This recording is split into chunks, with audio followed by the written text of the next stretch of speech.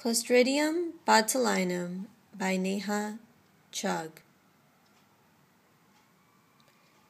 The objectives that we will be talking about today are: what is Clostridium botulinum, its characteristics, its structure, its biology, the virulence, clinical diseases that it can cause, its epidemiology, diagnosis, and the treatment, prevention, and control.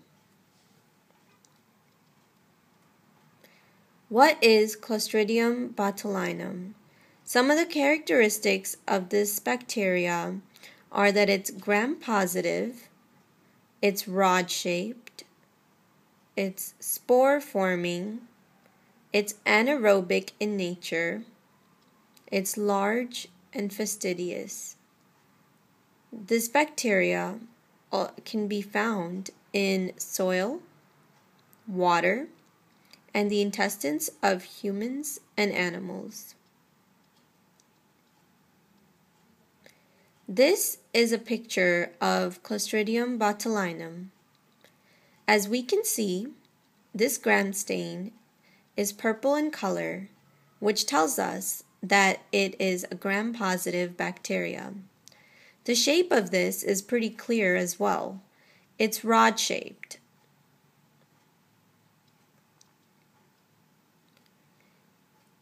Clostridium botulinum produces a potent neurotoxin. There are 7 different types of botulinum toxins that have been recognized so far. They are A, B, C, D, E, F, and G. The ones that are related to human diseases are A, B, E, and F. C and D are commonly found in animal diseases, those with cattle, horses, and poultry. Clostridium botulinum toxin has a small subunit, which is an A chain, with zinc endopeptidase activity. It also has a non-toxic subunit, which is a B chain. The non-toxic proteins that it has protects the neurotoxin when it's going through the digestive tract. This allows them to live in the digestive tract and not die. The neurotoxin remains at the neuromuscular junction, and it prevents the release of the neurotransmitter acetylcholine. It blocks neurotransmission at peripheral cholinergic synapses, which prevents muscle contraction, and it leads to flaccid paralysis.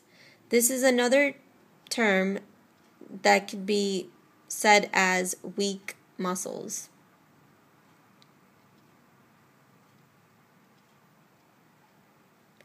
There are 4 different types of clinical diseases that this bacteria can cause, one of them being foodborne botulism. Patients become very weak and dizzy, and this can be noticed 1 to 3 days after consuming the contaminated food. The initial signs are blurred vision, dilated pupils, dry mouth, constipation, and abdominal pain. Patients will also see weakness in peripheral muscles, which is also known as flaccid paralysis. Those with respiratory paralysis can die in this kind of disease. Neurotoxin is irreversibly bound, and it inhibits the release of excitatory neurotransmitters for a long period of time. Hence, complete recovery takes months or even years, or until affected nerve endings regrow. The mortality rate was once 70%, interestingly. Now it has been reduced down to 5 to 10% due to better supportive care.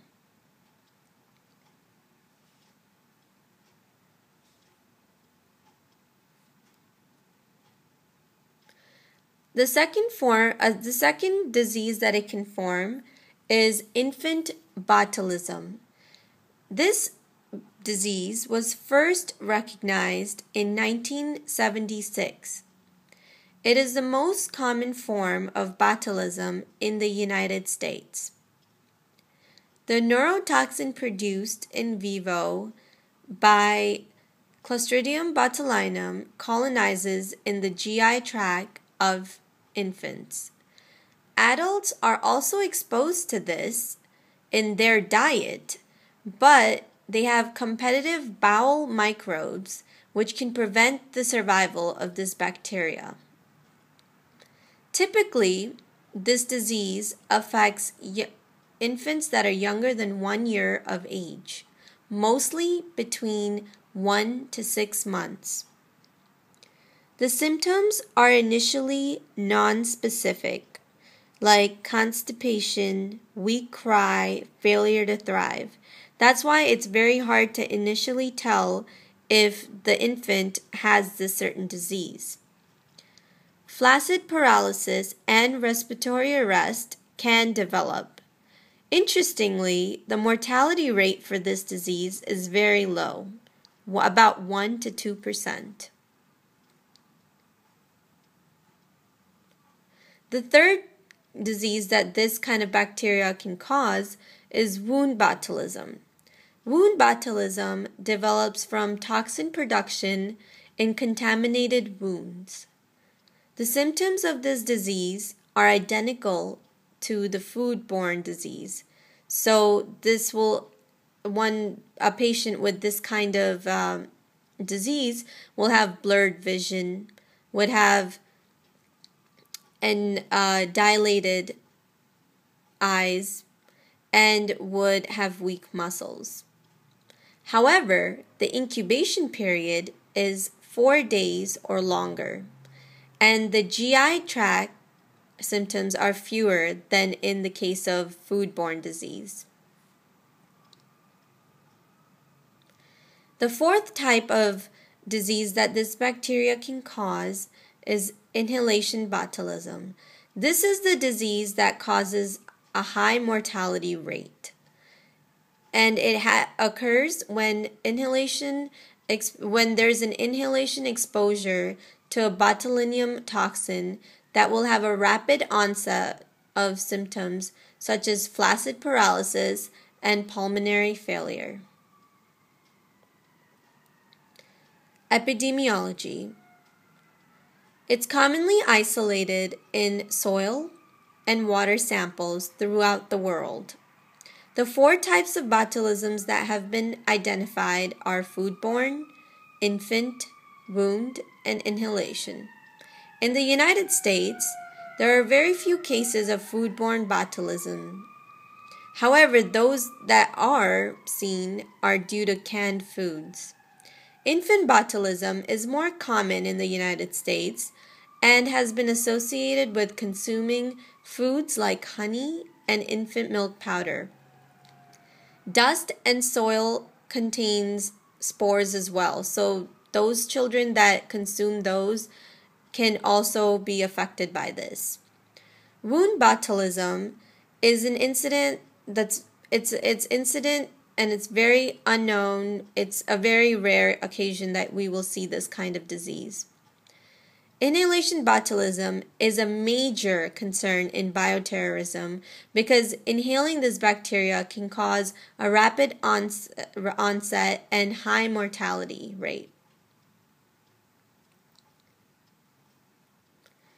Diagnosis of foodborne botulism is confirmed if toxin activity is seen in the implicated food or in patient's serum, feces, or gastric fluids.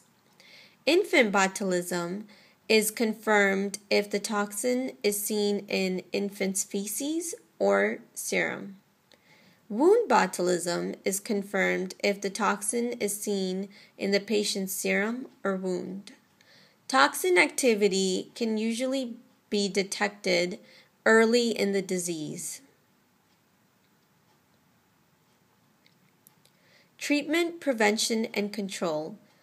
Patients with botulism require the following treatments: ventilatory support, which can reduce mortality, elimination of organisms from the GI tract through metronidazole or penicillin therapy, administering trivalent botulinum antitoxin to bind to toxins that are circulating in the bloodstream.